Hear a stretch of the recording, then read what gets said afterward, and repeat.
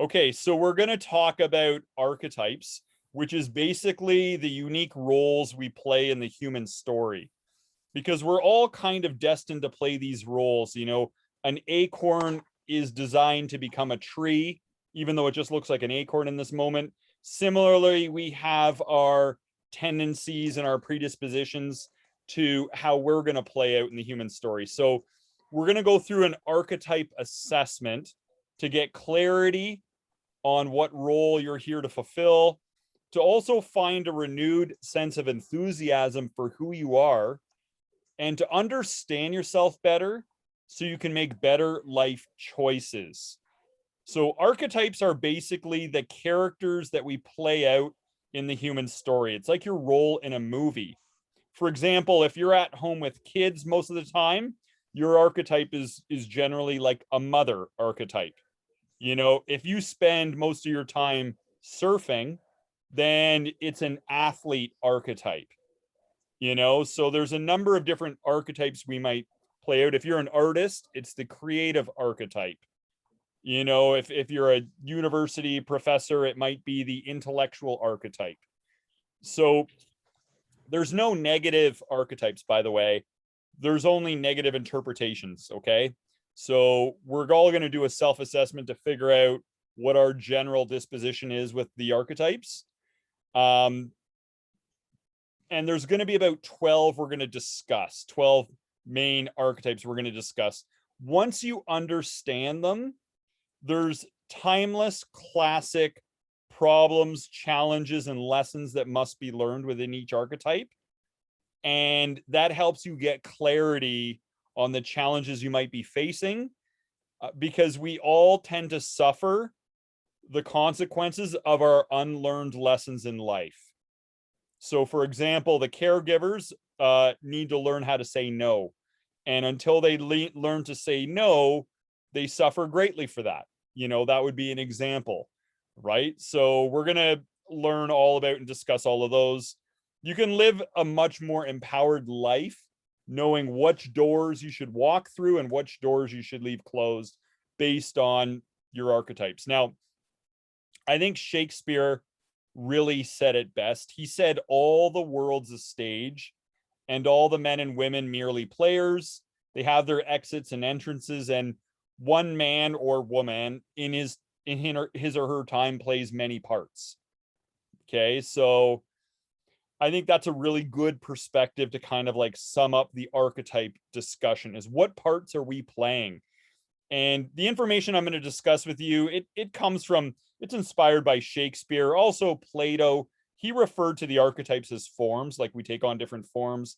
Carl Jung popularized this stuff in the 20th century. It's also been made popular by Carolyn Myss, wrote a book on it, an excellent book on it. There's websites on it. So I'm going to take us all through some different questions and we'll figure out where we're at. Okay, so I'm just going to hit share screen here.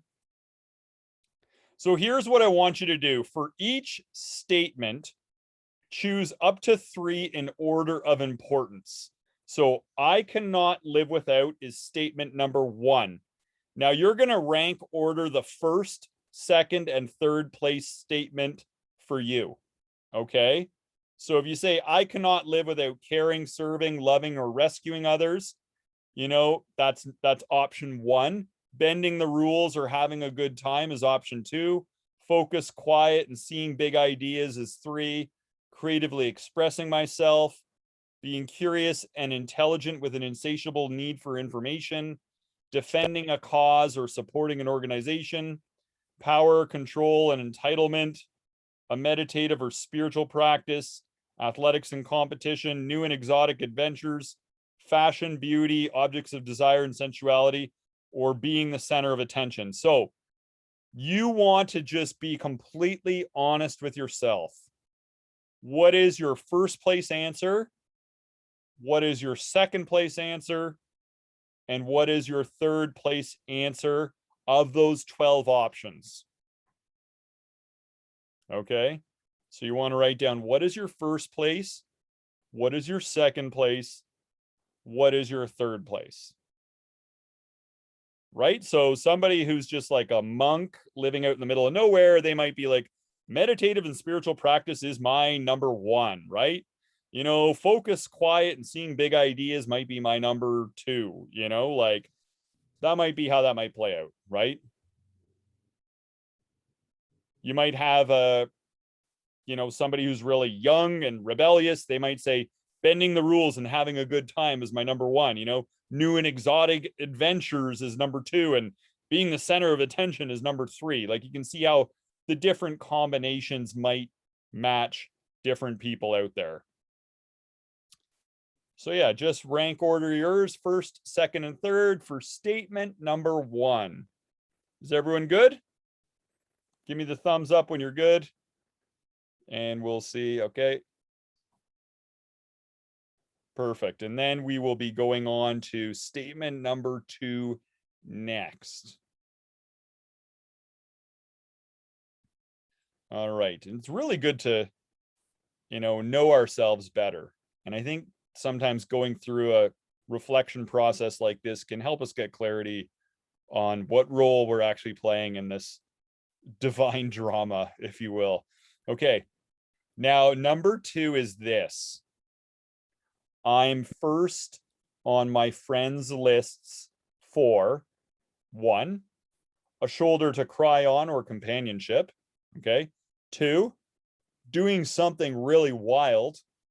Okay. 3, the big idea or insights. 4, creative input. 5, world news or the latest book to read. 6, volunteering opportunities. 7, indulging in the finer things in life. 8, spiritual and mystical conversations. 9, exercise and health advice or a workout partner. 10, travel ideas. 11, fashion advice. And 12, entertaining the crowd. So those are our 12 options. I'm first on my friends list for, and I want you to rank what of those is first place for you, what is the second place, and what is the third place. What is first place, second place, third place? I'm first on my friends list for.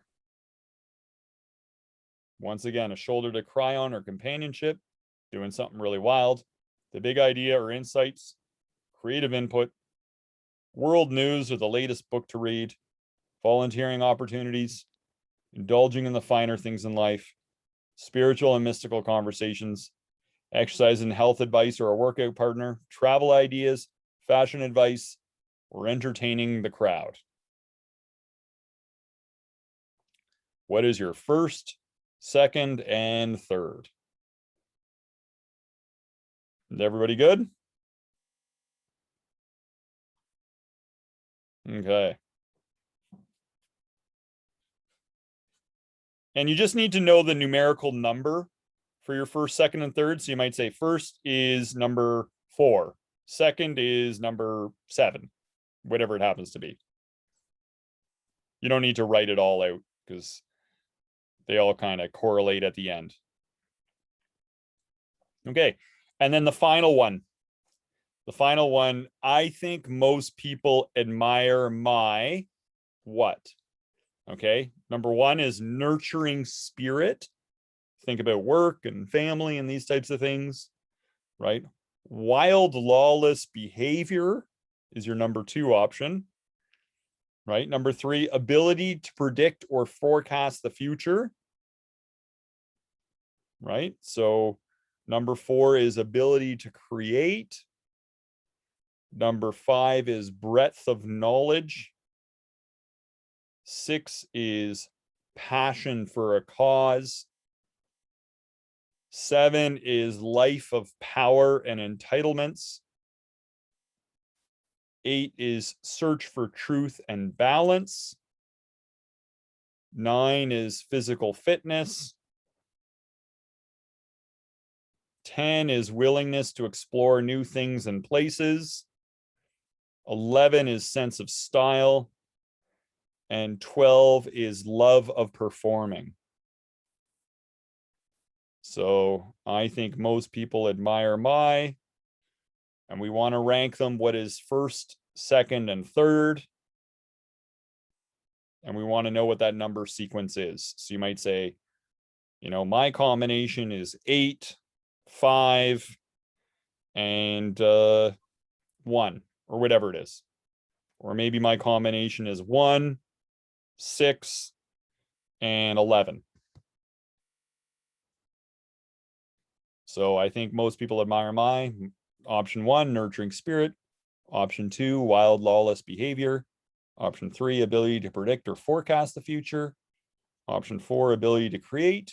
Option 5, breadth of knowledge. 6 is passion for a cause. 7, life of power and entitlements. 8, search for truth and balance. 9, physical fitness. 10, willingness to explore new things and places. 11 is sense of style. And 12 is love of performing. All right, so at this point, we should all pretty much have gone through the 3 of these. All right, and then let's go through how to interpret our answers, okay? So each numerical option in the statements is matched to its own respective archetype listed from 1 to 12, okay? So we want to take each respective archetype and add up the times it was ranked in the top 3. Now, if it got a first place ranking, it gets 3 points for every first place ranking. So let's say you had number 1. It was your number 1 in the first statement. It would get 3 points here. Let's say it was your second ranking one here. Then it would get 2 points here. And if it was number 1 again, it's another 3. So that would be a total of 8 points, for example. So that's how you kind of add it up. So if it gets a first rank, it's 3 points. A second rank is 2 points. A third rank is 1 point. Okay. So we want to add them up for all 12 options. Remember, each number correlates to its own archetype. So number 4 is always the creative archetype. So that way we just say, how many times did a number 4 option get points in the rankings? Okay. So we add up all the numbers together to figure out how many points each archetype has.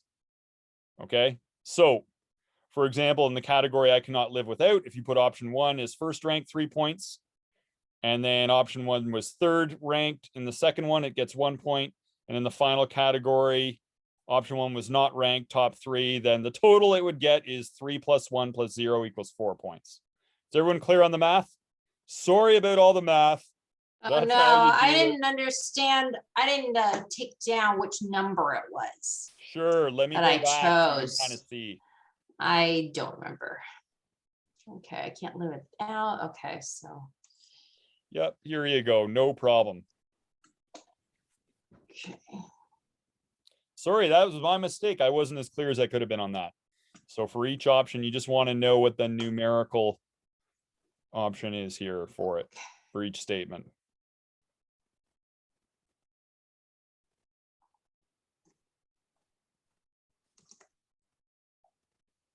And this will give us. Can you scroll down now a little bit? Yeah, for sure. And this will give us a general idea of the role we're kind of playing out. Yeah, and I'm all over the place. All good. All good. You're playing many roles. Right? So I'm just gonna.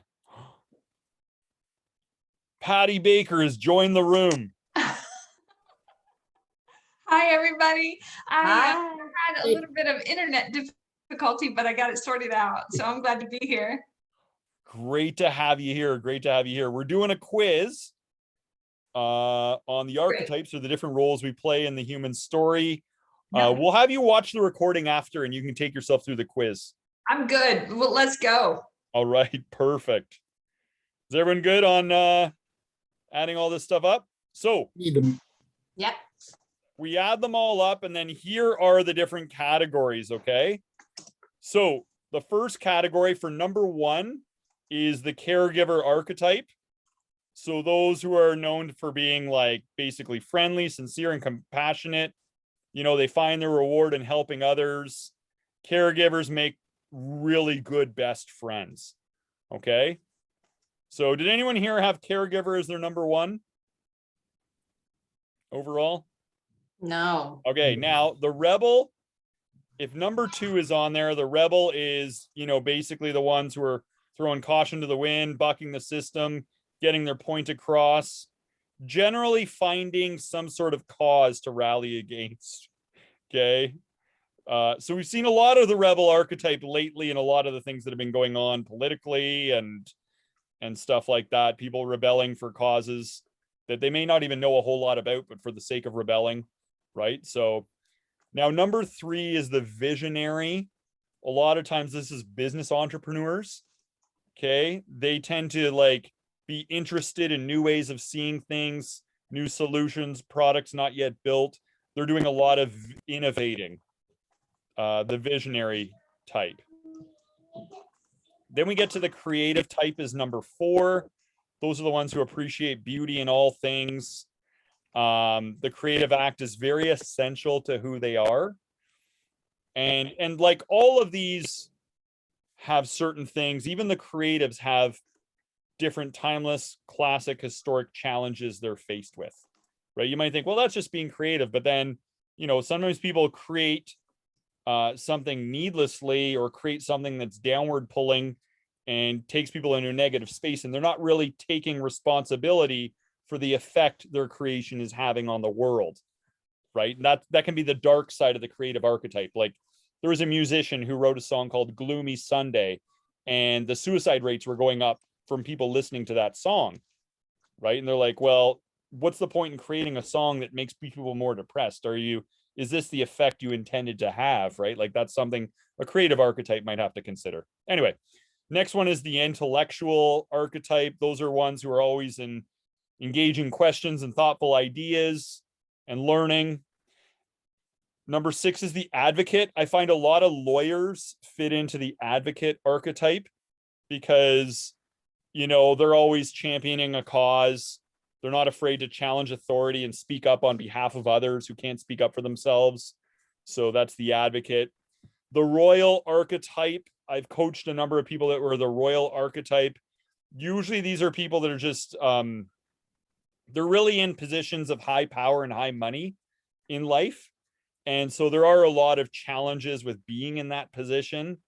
And there are a lot of lessons they learn, such as, who are those flatterers that have bad intentions towards you, and learning how to overcome like wealth guilt or the guilt of having more than others. And there's different challenges they'll face as well, right?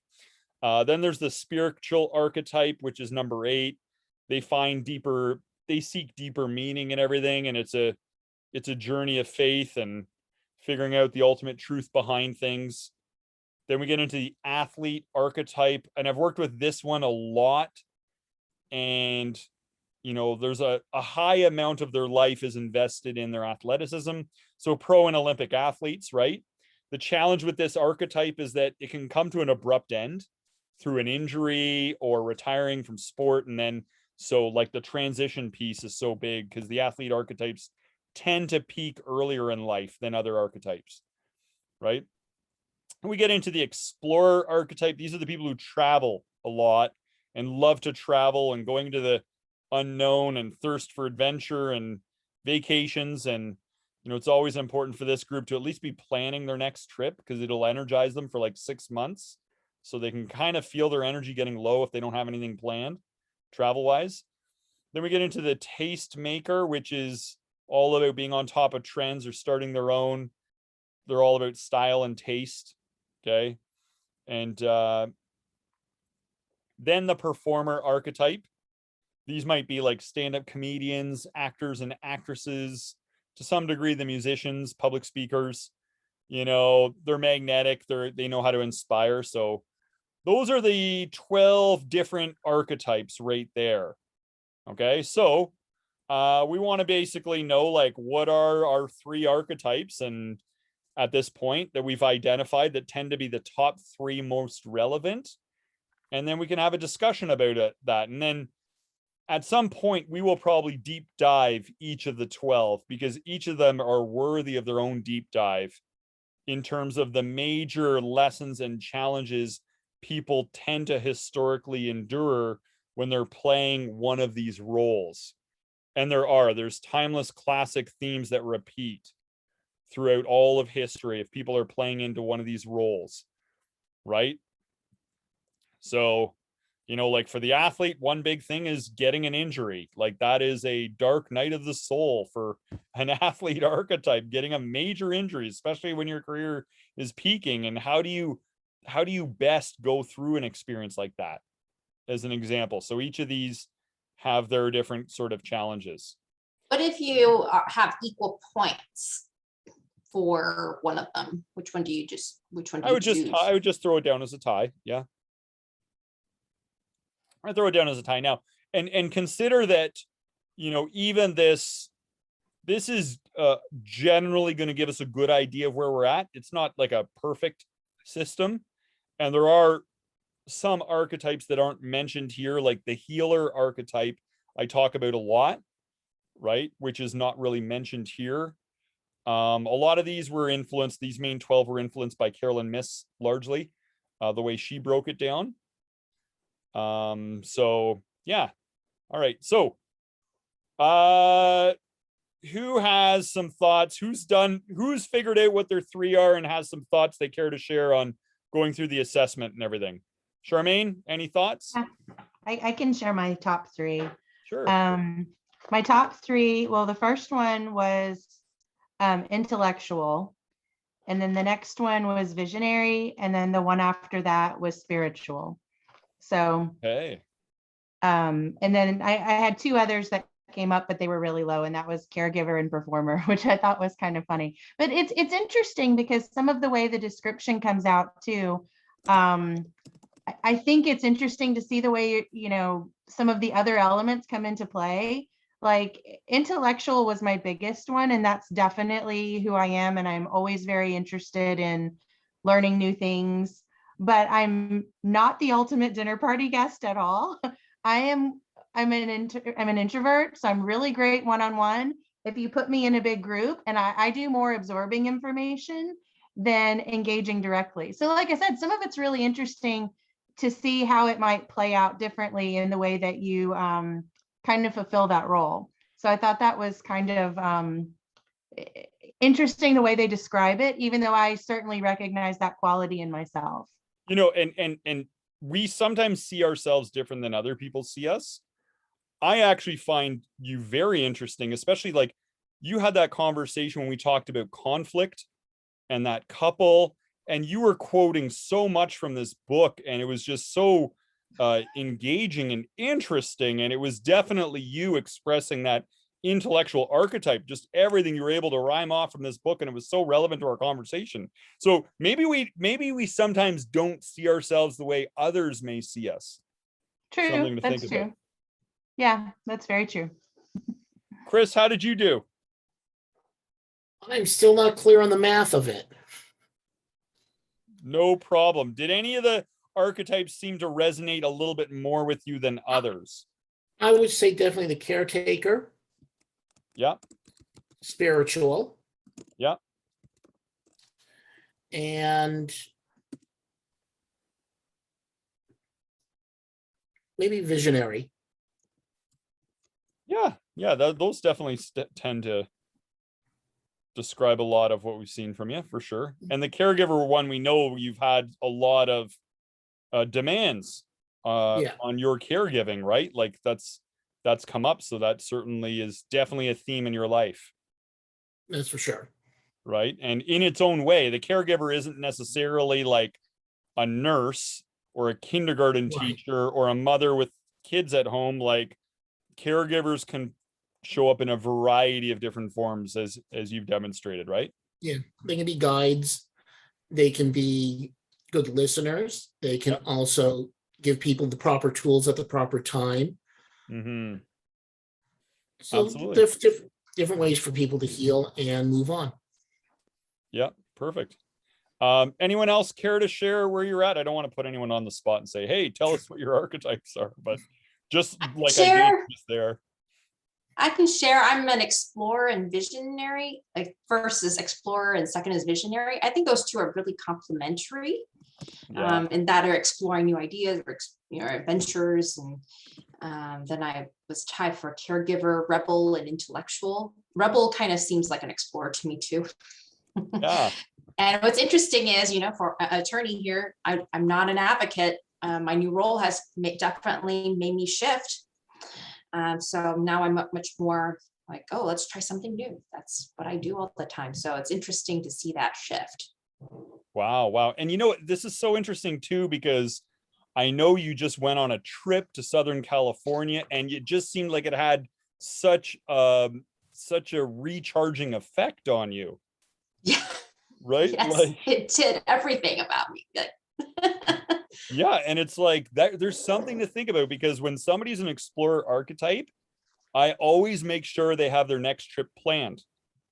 Yes. Even if it's 6 months down the road, because it's an archetype that is charged by just having something to look forward to at the very least. If there's nothing to look forward to, it makes it makes everything in life seem a little bit more tense and discouraging. Yes. Something I found interesting about the advocate, because I don't view myself as an advocate in the way that it was explained, but I am someone who will go toe to toe with authority and will defend people. But what I did rank high on was the spiritual one, which has a strong moral obligation. And that is 100% where that comes from for me. So I saw the relationship between the two, but I knew I wasn't a traditional advocate. So it was interesting to see that in one of the other archetypes and know kind of where that comes from. Yeah. And it might be a little bit of a sense of moral obligation coupled with your intellectual side of things. So it's kind of like maybe that there's some wisdom and truth that needs to come through here to balance and equalize things morally. So maybe whereas, a lot of times people are just advocating constantly for causes. And I mean, there's some people that really struggle with trying to change the world and feeling like they're not getting anywhere. That's what I've seen with advocates. A lot is in coaching them. It's like, they just feel like I'm always trying to change the world. And it's just never enough. And it's just one stress after another. And a lot of it comes down to realizing the best way to change the world is to change ourselves and start there. But that's an advocate lesson that comes. Not every advocate is yet ready for that lesson in their curriculum, but that's a good distinction. That helps me understand it better too, because mine certainly isn't that, but I understand more what that is now. Yeah. Steve, how about yourself? Thoughts? So my highest one came out as athlete, which is, I don't know, kind of funny, I guess, because wasn't like a star athlete in school or anything like that, but when it comes to like mountain biking, hiking, outdoors, exercise, all that, those were all things that help me decompress and help me relax and stuff I love to do. I love the outdoors. I love to be on my bike or near the river, mountains, coast, that kind of thing. We go on vacation and I don't sleep in. I get up early and go out and exercise. So that's kind of what helps me. So I thought that was interesting. The next one was number 8. I don't remember what. Hold on a second, Steve. Before you do that, though, I mean, I just want to remind you why you're the athlete archetype. Okay, that's Steve Smith's Instagram. So exactly. Look at those guns. Look at those calves. That guy's smuggling puppies in his lower leg. You know what I say about that? Those calves are mooing, baby. Yeah, they're cows. They're totally full-grown cows, right? So that's my life. That's what I'm about right there. Those calves, I could calf raise a house. So, if you're ever trapped in an earthquake under a building, call me. I'll try to get under there, and then we don't need a hydraulic jack. I'll just calf raise you to safety. Awesome. So athlete was number 1. What'd you get for number 2? Number 8, I forget which. Spiritual. Spiritual. Okay. Trying to, that's kind of an interesting one, because I think I definitely have viewed myself as being more spiritual the older I get. I felt like, obviously there's the difference between religion and spirituality, and a lot of times people don't differentiate between that. But trying to be aware and listen and, receive direction or guidance on, things I need to do, or trying to be in touch with, like difficult choices or big choices I have to make or something like that, to, try to see beyond what's just right in front of me, and have that connection with God. And I think the older I get, the more that part of my life has definitely grown, to where when I was much younger, I wouldn't say at all that I was a spiritual person. I was religious, but not spiritual. But I definitely think as I've gotten older that I have slid more into that. And then my third one was a tie for number 6 and number 10. I forget what those were. I just wrote down numbers. Number 6 and number 10. Let me just find out what that is here. Give me a second. Okay. 6 and 10 was, it's really funny because you talk about the spiritual, and generally there's this idea that, we have a natural tendency to start to prioritize the spiritual stuff a little bit later in life, most people.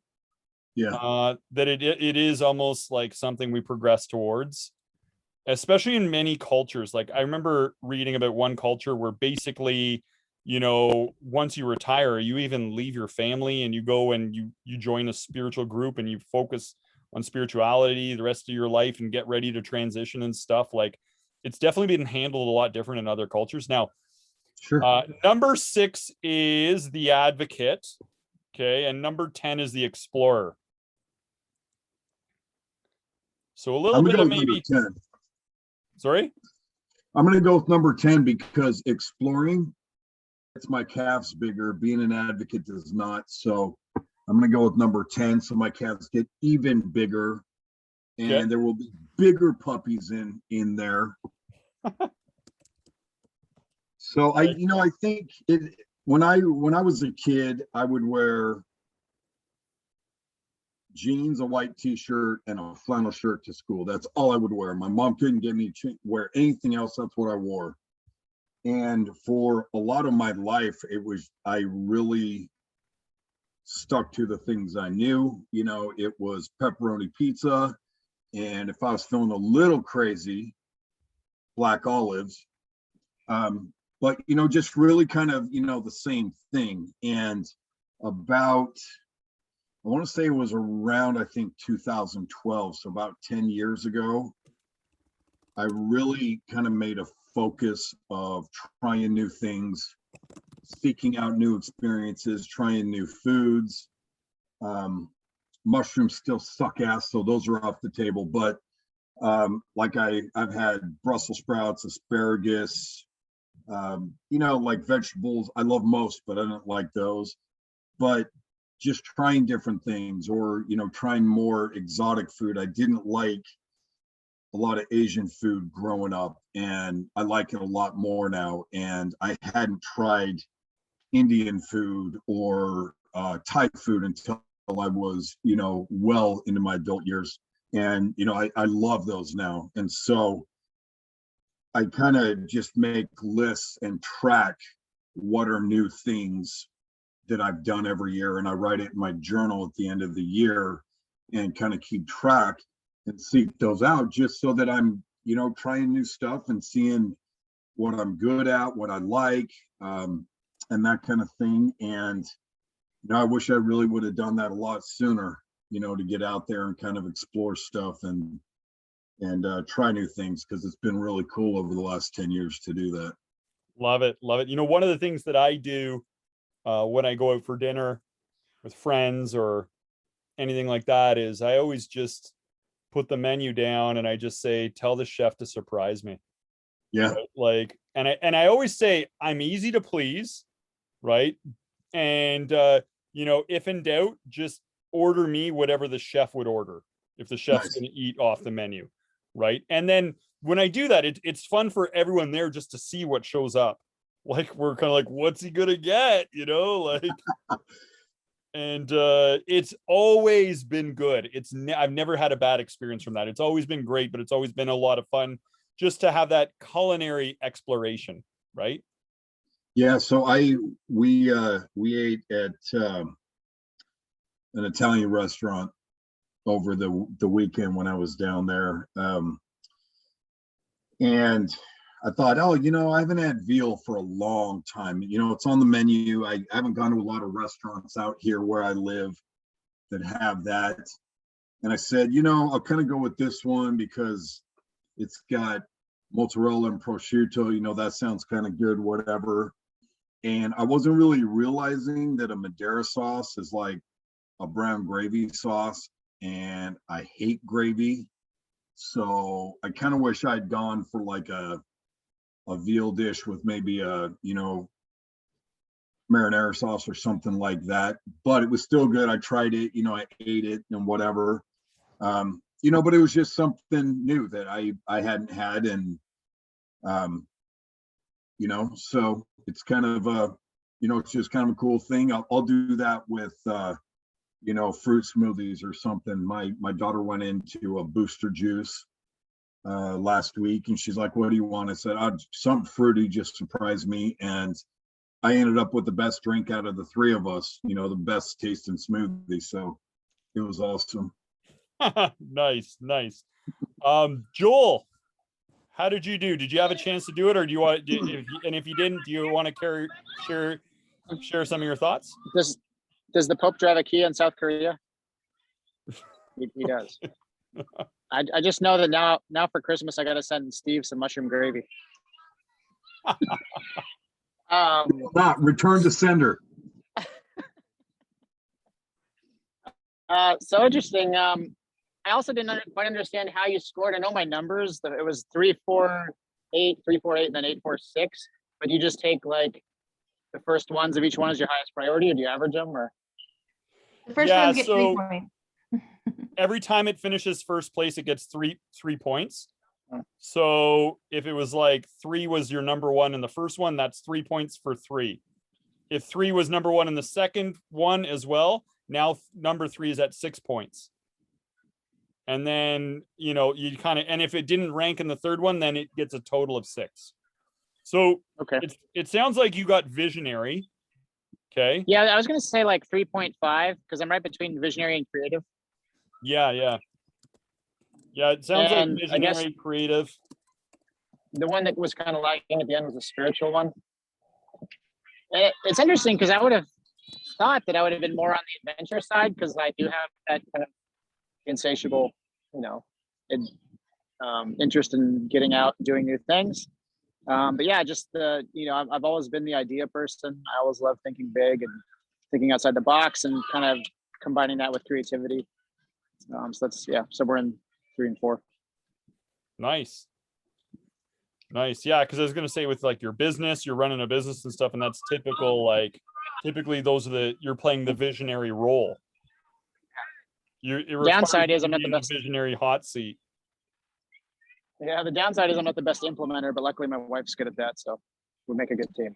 Yeah, sounds like a good caregiver, taking care of her visionary husband, right?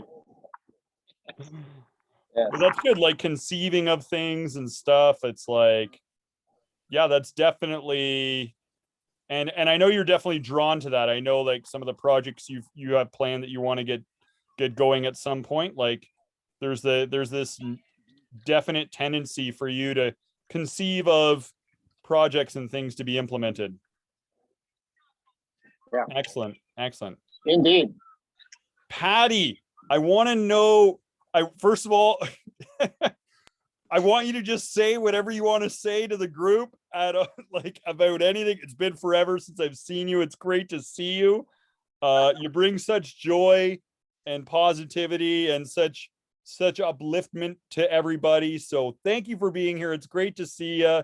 And what are your thoughts on this conversation and everything discussed?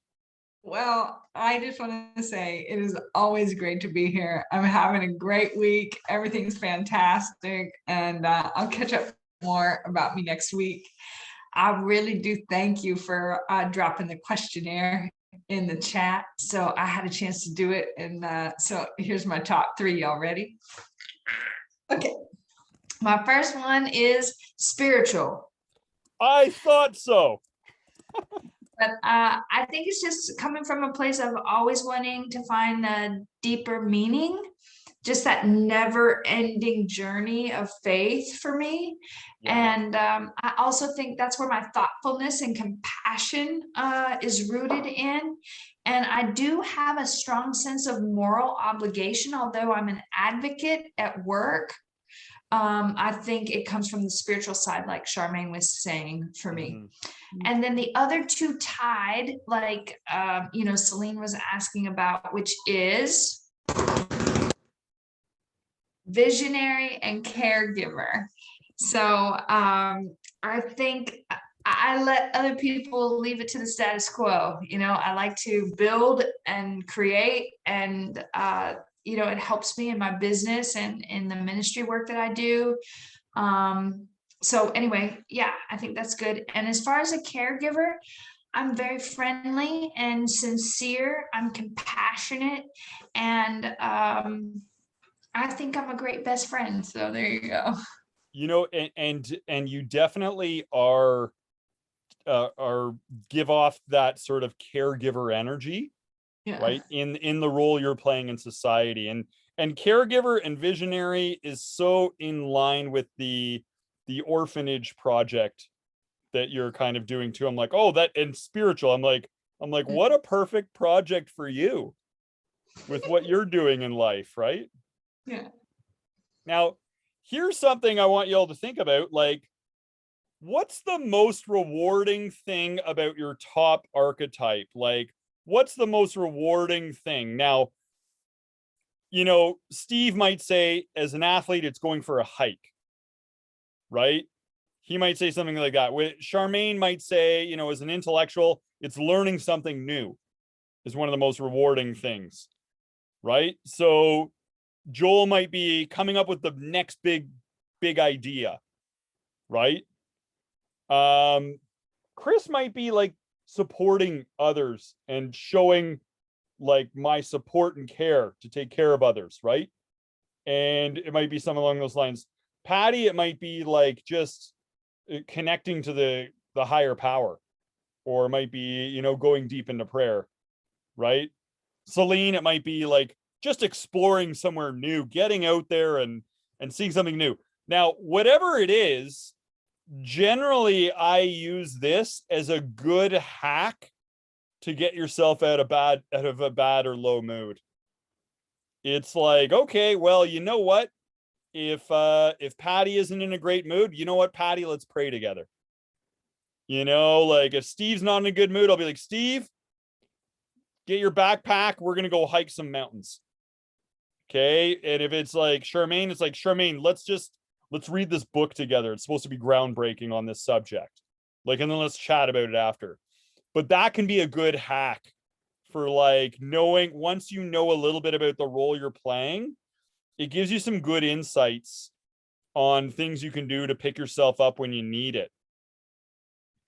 Now, one thing we want to think about is, in human history, what do you think are the common mistakes of those who had the same archetype as you? What do you think were the common mistakes of those who had the same archetype as you? This is a really important question to contemplate. It's going to give us in the chat. Yeah, I'm going to throw that into the chat. That's a good. I'm kind of looking at peripherally of like, how does this all come into play? But that's a great question. So it's kind of like, okay. Are you asking for people that we know, like in history, in our family? Just what we've observed, right? So I could say this. Explorer archetype, one thing is exploring places that are dangerous, right? Going into a country that's chaotic and everything else and ending up in a foreign prison. Like that could be one, not necessarily something you've done. Maybe you've already got that sort of wisdom in you, but a less refined explorer archetype might not have that sense yet, right? So that might be one. The athlete archetype, it might be cheating to win is a very common thing, right? We've seen that with using drugs or steroids and people getting caught. You see it in the media all the time. There was a famous baseball player that once said, if you aren't cheating, you aren't trying, in regards to the athlete journey, right? So that can be a common one. Or just not having a plan B for once you're done the Olympics, and that phase of your life has ended. If you haven't set yourself up, you can experience a lot of depression because you're so over identified with that role, and it can come to such an abrupt halt. So that could be a challenge there, right? Spiritual one, there's lots in the spiritual one. Like one is obviously a sense of dogma, can really getting caught up in really harsh dogma that almost, that can definitely be one. Sometimes over intellectualizing rather than going off,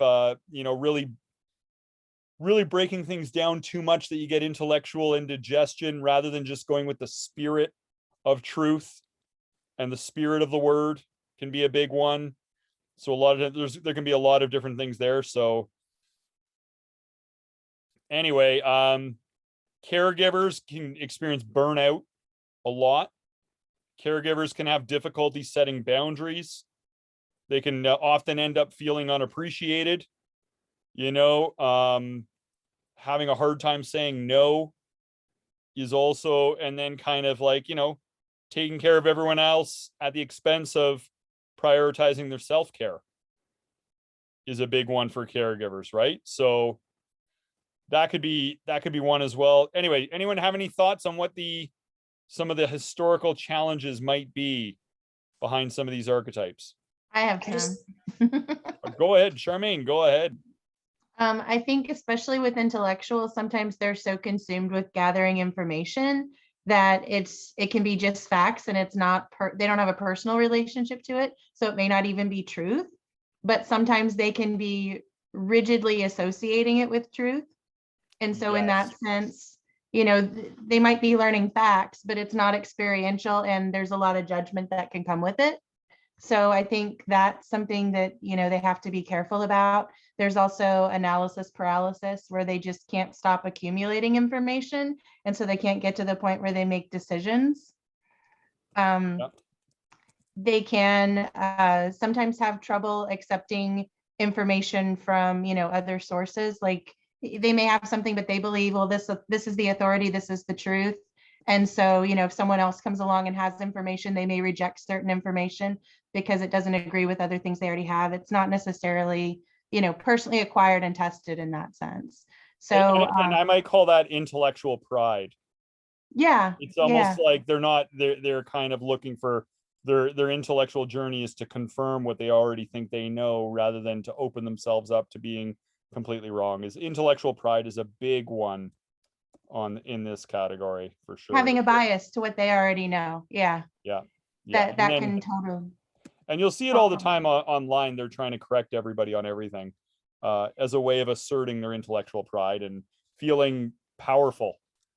And over parsing the things people say, like if they say something, but their presentation isn't perfect, they miss getting the information because they're too busy critiquing the way in which that information came to them.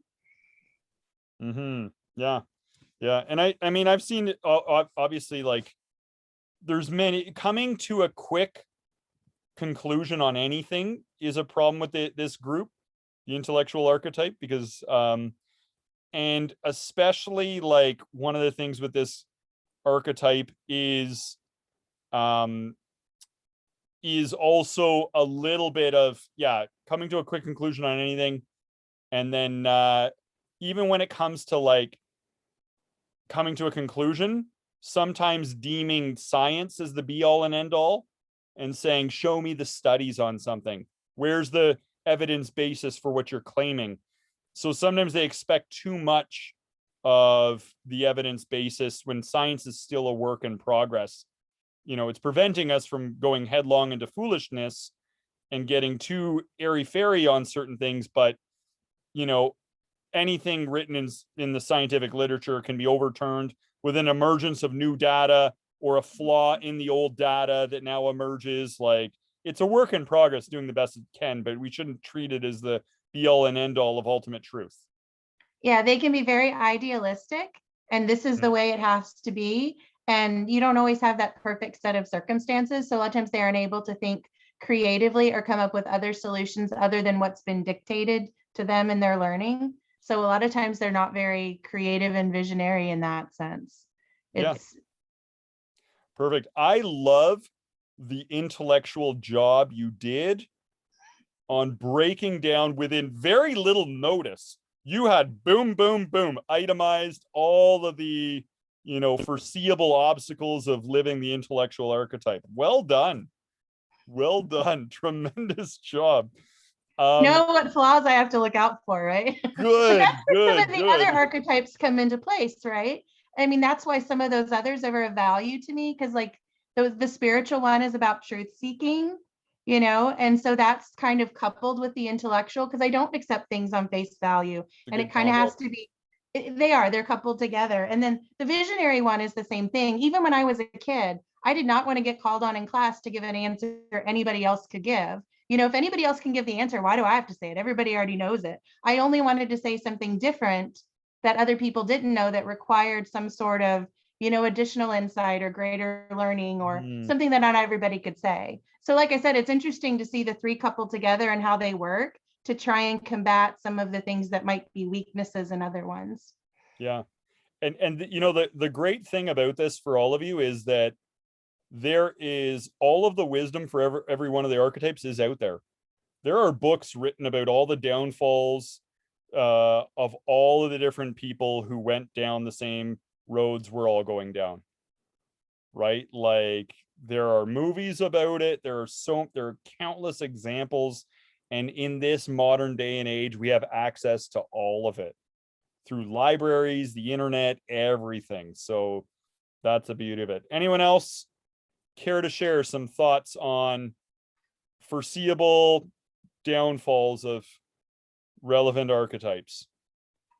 For me, you know, my main one is a spiritual archetype, and I can just give credence to my experience with regards to some of those downfalls. One of them is you can kind of get pretty mystic and then kind of miss the whole rationality of what's happening in the moment, because you're so pie in the sky about what's, you know, that you take out the reality of certain things. So you have a tendency to get off track that way.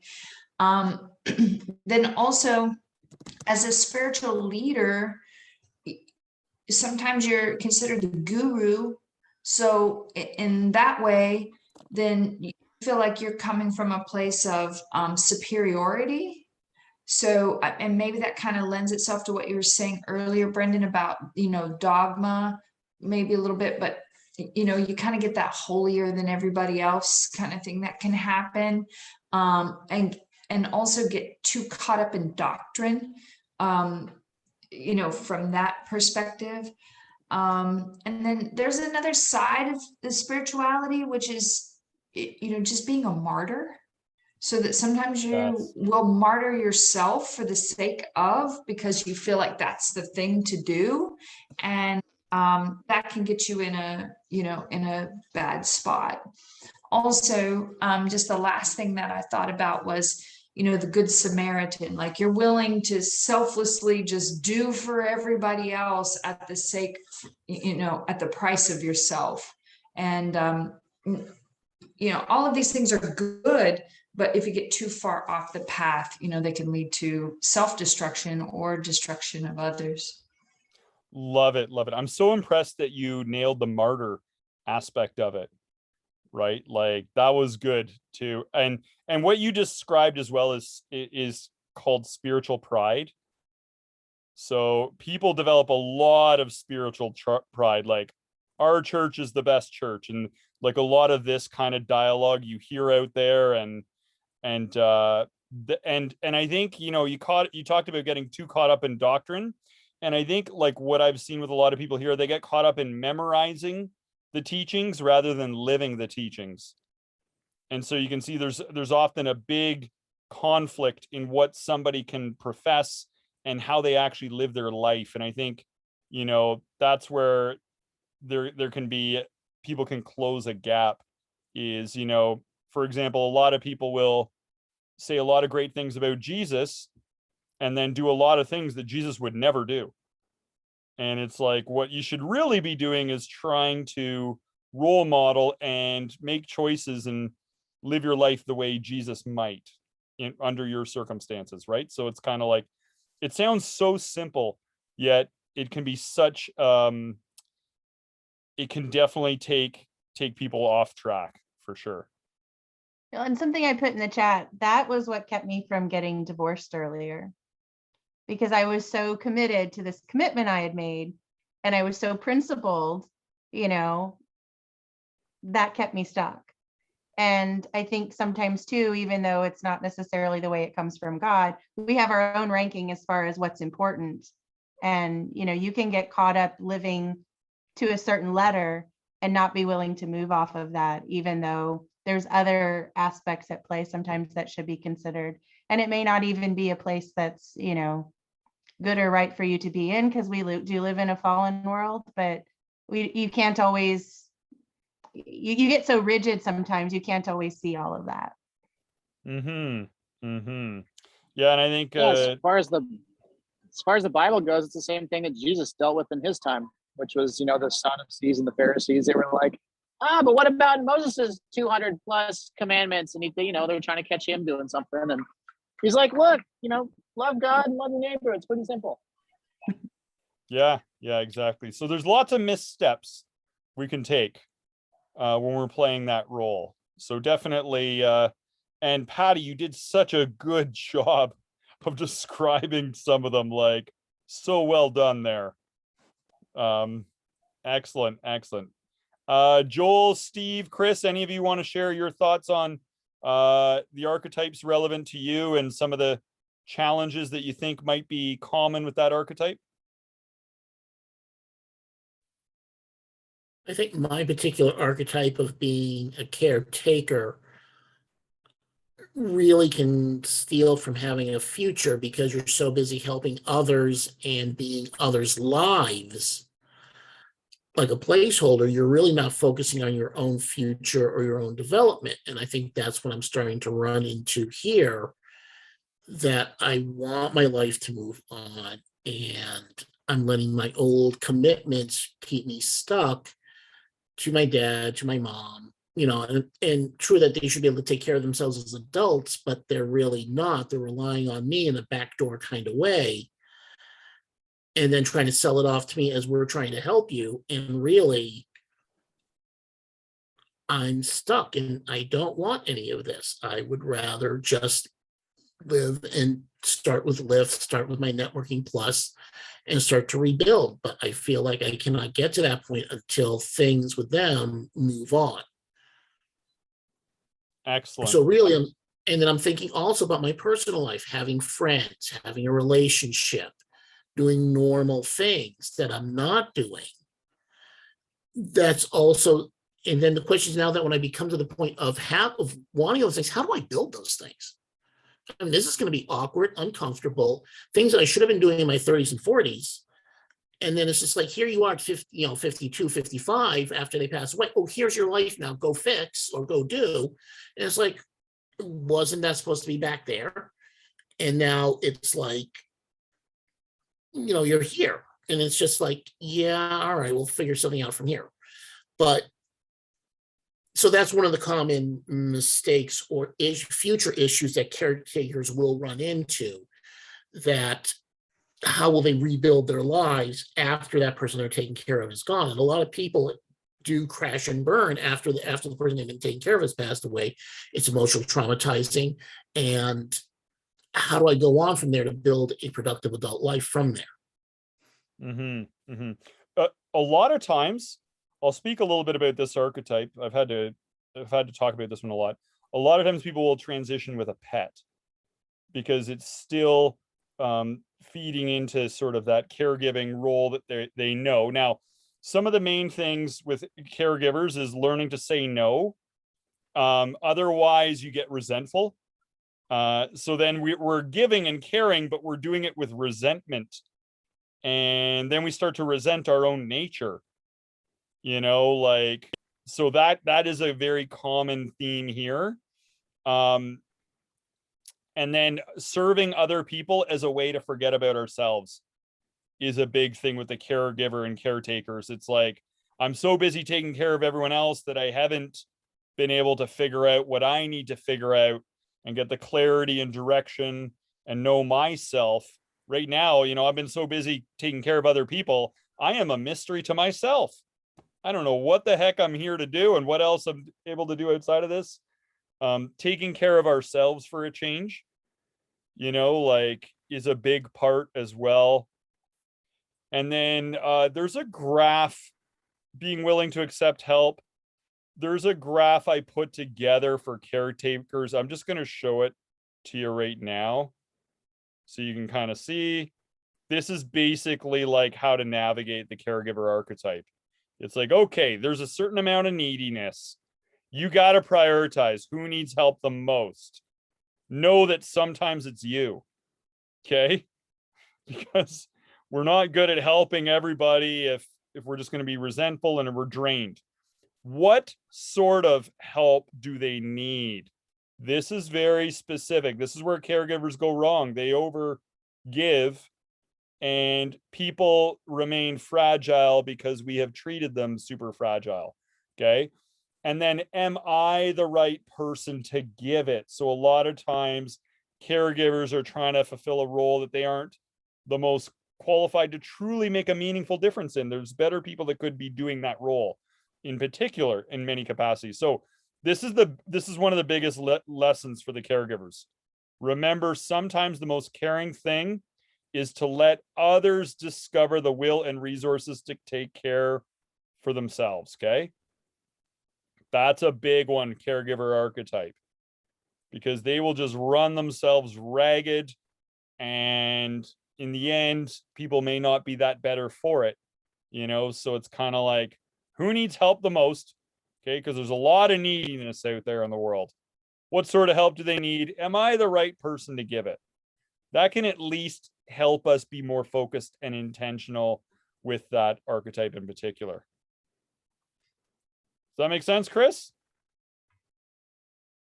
That little graph there? Absolutely. Yeah, absolutely. I'm just going to throw that in the chat for you. Okay, buddy? Thank you. It's got... Read my mind. You can read the notes. It's got the graph. Here to help you out, my friend. Thank you, brother.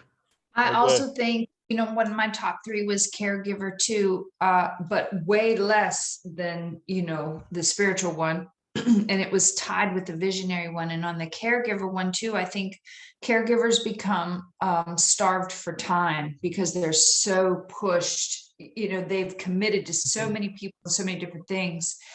And I've seen this a lot in parenting, even the caregivers in parent roles where they don't allow their children to mature out and do things because they're so busy doing for them. They don't know when to step back and allow that maturity to kick in, which is just hitting that slightly different angle. What you were saying, the main problem is with caregivers. That's just an area where you can see that, lack of development in children because they're helicopter parenting or whatever. Exactly. The children never learn to take responsibility. Yeah. Right. And then the visionary one, I think I heard a couple people had that, but for me, and again, this is just experience driven, I can be so future focused that I don't take a minute to take care of what's happening right now, because I'm like, oh yeah, I'm way out there, but I need to bring it back home sometimes to to what's happening there.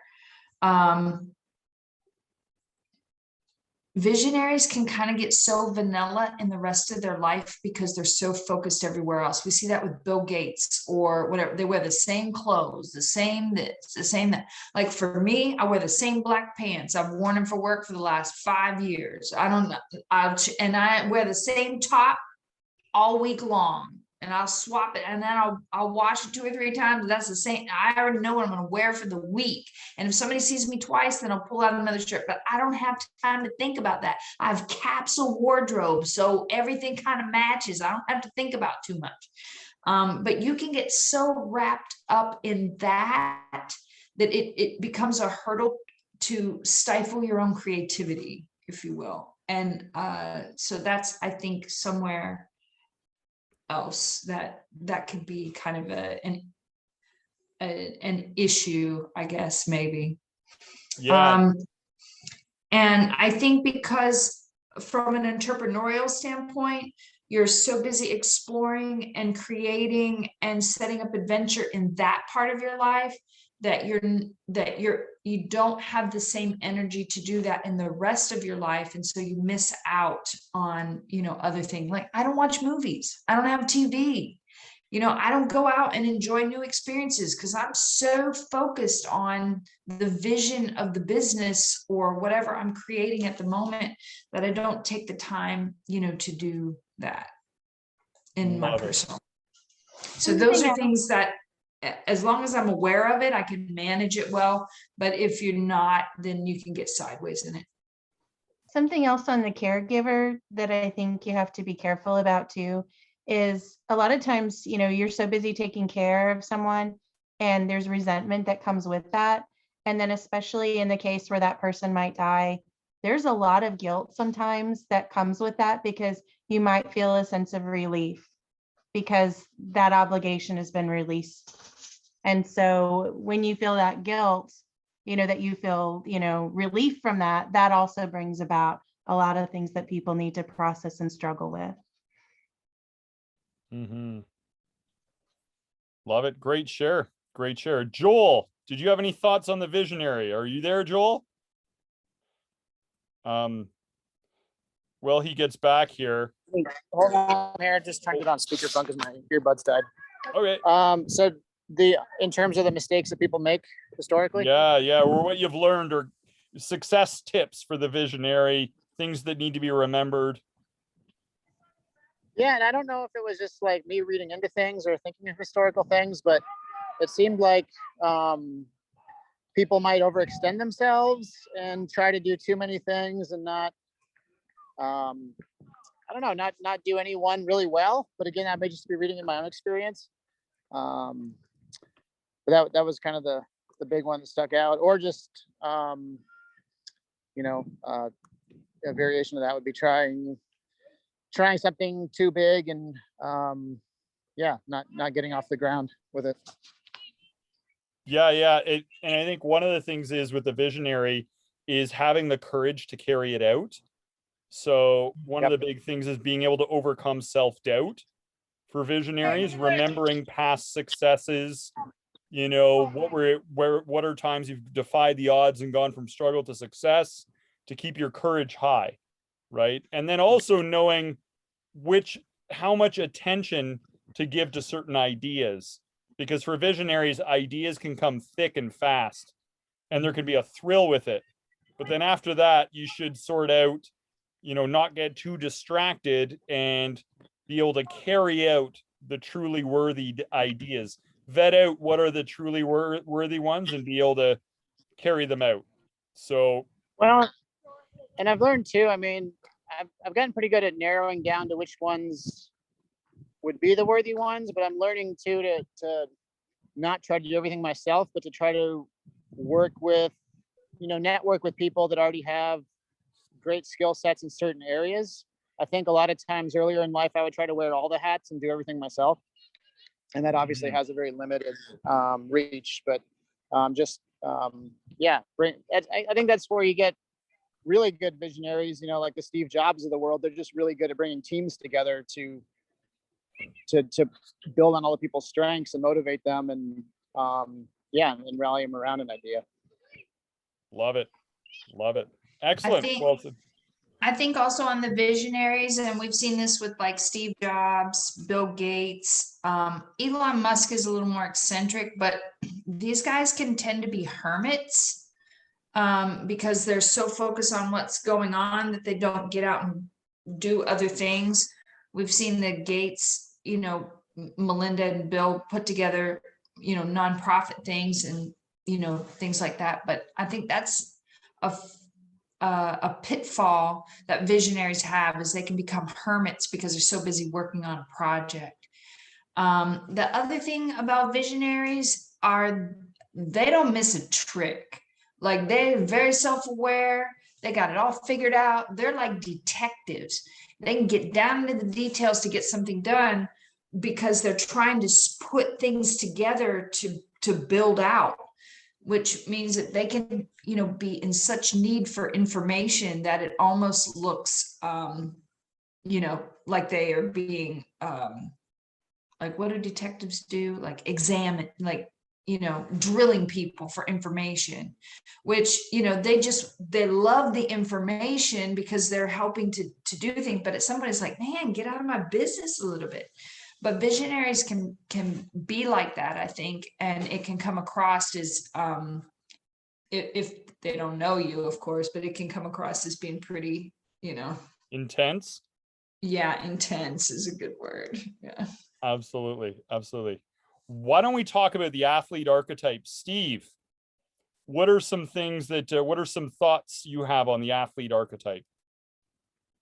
So you kind of mentioned some of the common mistakes, right? Is your identity is really tied up into that in a lot of cases. And so when retirement comes, or, career ending injury or something like that, a lot of times it messes people up. I guess thankfully I don't have to worry about that since I'm not a professional athlete. But looking at, the times when I've had anywhere from, a minor injury, like maybe I have a muscle strain, to like shoulder surgery, that took me out of mountain biking for 11 months. I couldn't mountain bike at all. And, that was rough. I mean, that really sucked.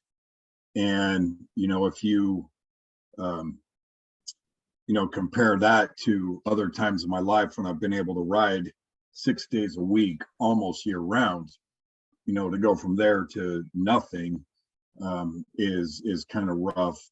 But also over the years, as we started having kids and things like that, I really started kind of consolidating stuff. I used to rollerblade, play roller hockey and soccer and softball and volleyball and mountain biking and a lot of things. And it got to the point where I couldn't do all that crap, with my kids. My kids were younger, that they couldn't do stuff, or it became me watching them do sports. And so I chose to kind of just narrow it down to primarily mountain biking, because I can do it by myself. I can do it with other people. I don't have to get a team together. I don't have to go schedule it and get a field or get a tee time. And so that, and it was the sport I liked the most. And my boys go with me, at times. We've done mountain bike road trips and things like that. And, so that's good. And part of me too is I've, in the last couple of years, really kind of just enjoyed going out and walking and listening to a podcast or calling a buddy and catching up. And so, a lot of it is just moving. As long as I can be moving, maybe I can't mountain bike in the middle of the day, but I can take a 30-minute break like I did today, go walk along the river while I'm catching up with a buddy I haven't talked to in a while. And, I got some decent exercise. I was outside breathing clean air and, seeing a couple of things I hadn't noticed before, catching up with a close friend. And, I am going to do a little more exercise, when we're done here, but it doesn't always have to be the same thing. It doesn't always have to be the same intensity level. It doesn't always have to be, 25-mile mountain bike ride. It doesn't always have to be, that level. So for me, I just enjoy the getting out and moving and having that adaptability to be able to fit it in with the other stuff I have going, the other priorities I have. And even at times, injuries, even with, my shoulder in a sling, I could still walk. Thankfully I haven't had knee injuries, but I have had, surgeries where, I've had my abdomen cut open and I can't walk very well for several weeks. I can't lift things. So just kind of having that flexibility of the idea of moving and doing something physical that isn't necessarily wrapped up in an identity. Love it. Love it. Love it. Patty, you threw some good suggestions in the chat. Do you mind sharing some of your perspectives on athlete archetype challenges? I was just thinking about women, not all women, some women kind of lose their femininity a little bit. They can become so tomboyish, if you will, if that's still even a term today, I don't know. But that kind of thing. There's some vanity that can come into play because you're so focused on your body if you're working out, if that's how you're driven in the athletic archetype. And for other people, the archetype can go in another direction where they're so competitive with not just sometimes with themselves that goes overboard, but then they're competing against other people. And then they'll take that whole competitive drive and push it into their relationships and everywhere else, which is unhealthy. So I was thinking about that and the thrill seeking of it, that's even just a slightly different angle. But sometimes, hey, we're going to go, bike, take our mountain bikes to go on trails, and these trails get vicious, and you just the next thing rooted in the adrenaline, and you're so thrill seeking that you becomes dangerous. We see that with skiers sometimes and things like that too. Yeah, great. And one of those things that you talked about was called archetypal possession, and that's where we forego our other responsibilities to ourselves and others, and we just dial in, like you said, like somebody might lose their feminine identity and everything that might be meaningful to them because they've just become possessed by this archetype, right? And that could lead to imbalances and potentially dysfunctions in life. Who knows, right? So that's a good one. I think to some degree, Steve mentioned being a multi-dimensional person. Athletes can tend to be very one-dimensional, and that's a common downfall. It's like, but there's more to life than winning at sport. Who cares if you're about winning at sport if you're losing when it comes to your personal relationships, right? Like, we have to keep it all in check. A lot of times there can be a false sense of vulnerability with this archetype. Like you said, with the thrill seeking, it's this false vulnerability. And there can be an entitlement that can come with it as well. Like, a lot of times there can be an ego that grows along with the athlete archetype, an over-identification with the physical body, right? And a bit of spiritual amnesia can come along here with this. And that can lead to a bit of a crisis later on as you realize the end state for the physical body is ashes at some point, right? So it's like, we don't want to get wrapped up in that nightmarish version of reality, because that can be very traumatizing as well. So yeah, those are some other good things as well. Now, does anyone want to, or sorry, Chris, you had some good thoughts on the athlete archetype as well, I think. The athlete archetype can sometimes get frustrated with lack of growth, that is not happening fast enough for them. Mm-hmm. And that can create some distraction for them. And they can also create frustration that they'll take out on not only their opponents, but their teammates at home and other places as well.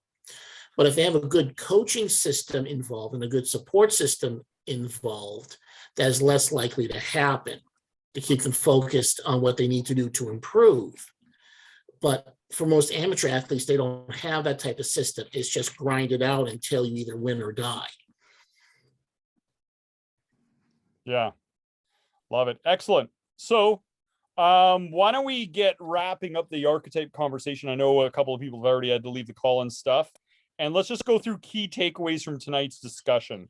And maybe like something important to remember for your key archetype. Like what's one thing you need to remember to be successful at your archetype? If there's one key takeaway that you need to, as Steve would say, one of our biggest challenges is we need to remember what needs to be remembered. So what is that for you based on your awareness of the archetypes you're living out? Charmaine, you're the intellectual, so chances are you already have the answers categorized in your head the minute I even finish the sentence. So why don't we start with you? Key takeaways and thoughts. I think balance, and I think that may be true across the board. And we talked a little bit about the athlete, but I think it applies to all of them really. And I've said stuff here before about some of the gamification they do of things, particularly around athletic things or like walking or whatever. And it's so easy to become obsessive, to hit those every single day. As soon as they start rewarding it and tracking it, you can let that take over your life. And I remember Leonardo Dicaprio, when he did that movie where he was playing someone that had, kind of some obsessive compulsive disorder. I think that his brain changed over the course of the year he was filming that movie. And so he had to really work to kind of undo some of the things he had like drilled into his brain, shifting him to make him compulsive. And I think we can all become that way if we're not careful and we don't look to find balance and kind of keep in check the things that drive us. And that's really kind of a lot of what the archetypes are. And if it's something that we're not aware of and it's kind of mindless to us, we're not aware that we're doing it, we're not keeping it in check. So the more we're aware of it and can kind of consider the good and the bad, the consequences and the positive things about them, I think the better. I think you bring up a beautiful point, and that is that, in the same way that an actor or actress might get overly caught up with the role they're playing in this fictional story, forgetting who and what they were before that, we can get overly caught up with the archetypes we're playing. And it might be helpful to keep a healthy detachment, to remember that you are not the archetype. You are the one that is merely expressing this archetype, but there is infinite expressions of who and what you really are. And you just brought us back to Shakespeare. So that was very well-rounded. The best way to create the end is to bring back the beginning in some sort of harmonious conclusion, right? Perfect. Joel, key takeaways and thoughts from tonight's discussion. Yeah, it's just really good, I guess, to better understand obviously what makes yourself tick, but maybe those around you that, are in your family and close. And I think it was a good realization to realize, that there has to be a balance, not to overextend. But when you're focusing on bigger ideas, to make sure and to basically make sure you have a game plan to actually achieve them and not just end up trying to do everything by yourself and not getting enough traction with them. But one of my takeaways was also, you'd mentioned that, and it's probably true, that my wife probably is more of the caregiver, the one that takes care of people. And just realizing that, as you said, we're not just one archetype, we're lots of them, and that I need to embody that more myself and, make sure that she's getting taken care of emotionally as well, which, is, I think that's kind of given in any relationship, but it's always a good reminder just that sometimes the people that are the caregivers sometimes need more caregiving. Yeah, they're not as good at asking for help. That's Yes. the thing. So we can definitely, society at large, we could be better at caring for the caregivers. I'll just say it, because I think they tend to miss the bullseye, which is self-care first, then caring for those in your immediate proximity, and then spreading your care outward from there. but we can't give as high a quality of who and what we really are if we haven't taken care of ourselves. We can't give what you don't have if there's nothing left in the tank, right? So it's yeah. Excellent. Well said. Well said. Chris, key takeaways and thoughts from tonight. I think from the caretaker architecture, I think those are probably the most important points, which was, setting your own future up as you're taking care of other people so that you're growing along with the energy you're putting out in the caregiving. Mm-hmm. So that you make sure that your life is running the way that you need it to. As you said, taking care of yourself first so you can take care of others more effectively. And when you start to just take care of others without taking care of yourself, it's not sustainable. You will run out, you will blow a gasket, you will have an implosion at some point. And implosion might be pointed at yourself as opposed to others, but that will happen. So it is having that balance of caring for yourself, like you said, like cooking the food for myself in the office for the first time and feeling guilty about it, that I should be working instead of cooking pasta, making my first batch of pesto ever, and watching Lucifer on Netflix. Like these are things you should be doing at home. But because I'm so attached to the office, this is where most of my time is. So it's a give and take of caretaking for the business, caretaking for my dad, and then being here, and then trying to start to focus on taking care of myself, pulling that time and energy away. Because you feel like you're sneaking off, and that's an interesting point. When you first start to do that process, the guilt, the starting, the inertia of overcoming what you're supposed to be doing, what your body's so used to doing, which is coming to the office and working, to then trying to do things for yourself feels very unnatural, and you will find ways to sabotage it. But you just have to keep doing it. And one of the points that I make to the caregivers is this: it is selfish. It is selfish not to accept help when it's offered, because you need to give other people the joy of giving and helping you out. Because a lot of times caregivers feel guilty. I'm like, don't be selfish. Accept help from others when it's there. And then also, it's selfish for you not to take care of yourself. And the reason is that if you don't take care of yourself, you will not be sustainable in the long term, and you will let down all of those people that are depending on you. So it is selfish not to take care of yourself and just give, because you're going to let everyone down in the end if you don't take care of yourself mentally, physically, emotionally, spiritually, whatever you got to do. So I tell people, do not become the selfish giver, right? It is actually most generous to love yourself, because then you have more love to give. So that's a big message I like to give to the caregivers, and it helps them align themselves with their truest principles and to make the better choice for them and everyone that they're caring for. So excellent, Chris. Love it. Steve Smith, the athlete. I think one of the things, and I'm getting better at this, I'm more cognizant of it, and that is, there's times when, I feel like I need to work out or do something, but, I'm just so spent from everything that's going on that I'm better served, going to bed and trying to get rest than maybe staying up. Like this morning, I tried to get up at 5 o'clock, and the weekend had just been too much. I couldn't do it. I slept for another hour, and then I caught a half an hour walk at lunch.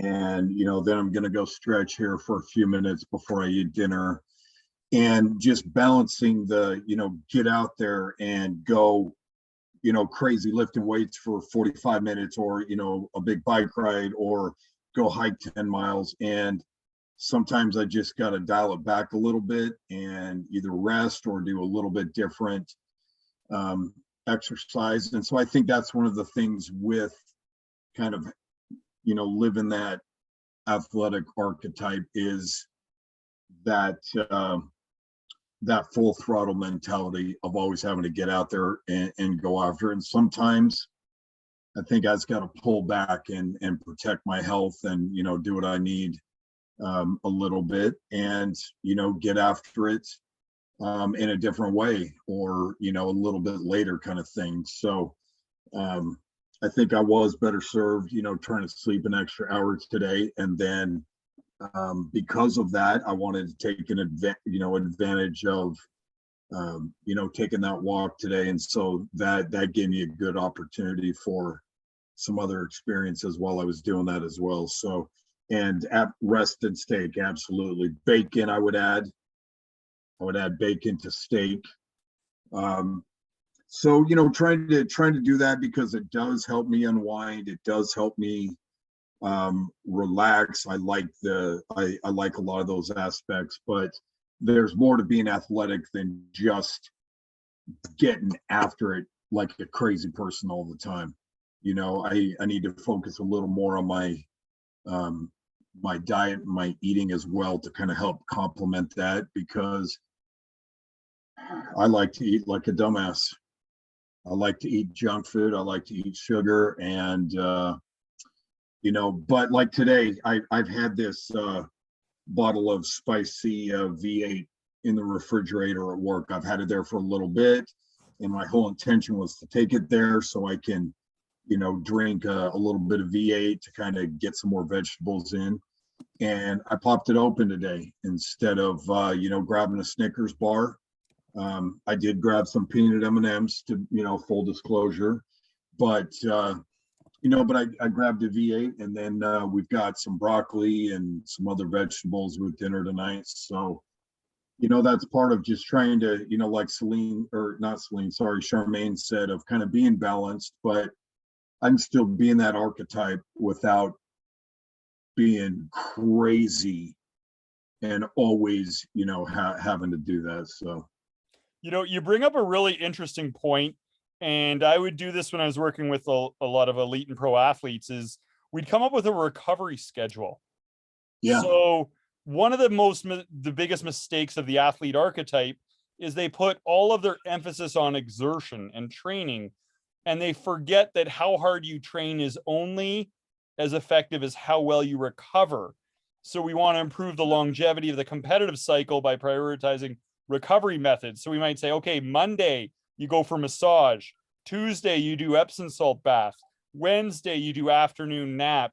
You know, Thursday, you go for like, you do contrast showers and baths, right? Like Friday, it's like foam rolling and stretching. Like we just kind of come up with a schedule in addition to a training schedule, because otherwise so many athletes end up injured because they haven't prioritized that dimension of their domain, right? So it's like, Right, absolutely.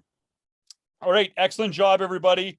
So tonight's discussion was on the archetypes, and thank you all for just sharing your wisdom and your experience with the rest of us. And for anyone who might watch this recording afterwards, you know, it's an honor and pleasure to just share our conversations for anyone out there who might benefit, because we care about people, and that's why we're doing this. And we care about doing a better job of the human experience as we all go through this and figure out who we are and what the heck we're doing, right? So, and I think this is all, like I said, this is all, in a way, I try to look at it like we're living in a movie, and it's like, as Shakespeare said, a stage. And it's kind of like, how can we play this character better? What character am I playing, and how can I play it better, right? Rather than just acting on whim and impulse and then inadvertently being a villain in many moments, or, you know, like, how can we be more intentional about who we are being in our daily lives? Because you are the star in your life movie, right? So what kind of a star character do you want to be? This can give us insight and perspective to get our lines and get our actions right out there. So well done, everybody. Let's do go team on 3, fist bump, and then we're out. Okay, here we go. 1, 2, 3, go team. Go team. Love you Have a guys. good week. Go team, guys. Love you guys. Great week. Thank you. You Have an too. awesome week. Be blessed. It's okay.